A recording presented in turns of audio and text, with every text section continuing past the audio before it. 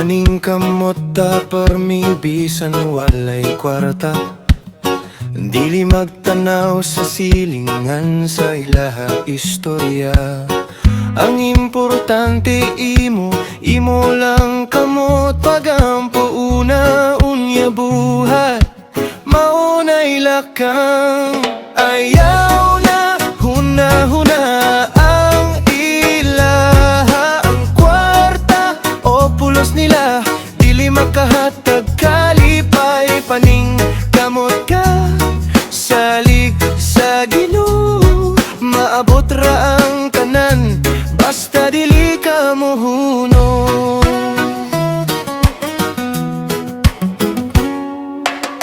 Ang tanang istorya sa uban dili makakaon nimo, dili pud makahatag og kwarta o grasya. Ang imong kamot tinong kusog imong pagtuo, mao ni ang rason nganong nakakaron. Kung mosulay ka og dagan sa imong damgo, ayaw kahadlok sa kapakyasan o sa kasuko. Ang tanang sakripisyo sa Ginoo nag-ampo, mao ni ang sikreto nga magmalampuson kagyud. Ayaw na huna-huna ang ilaha. Ang kwarta o pulos nila dili makahatag kalipay. Paning kamot ka salig sa Ginoo, maabot ra ang tanan basta dili ka mohunong.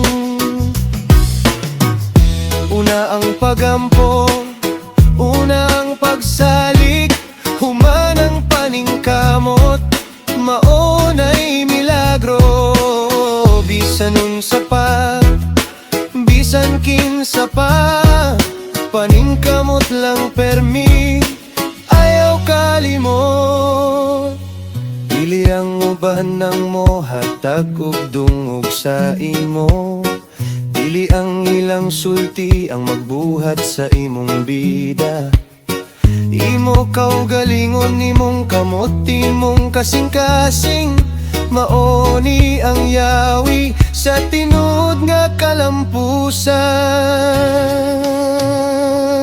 Ayaw na huna-huna ang ilaha. Ang kwarta o pulos nila dili makahatag kalipay. Paning kamot ka salig sa Ginoo, maabot ra ang tanan basta dili ka mohunong. Basta buhi paningkamot lang permi, salig sa Ginoo,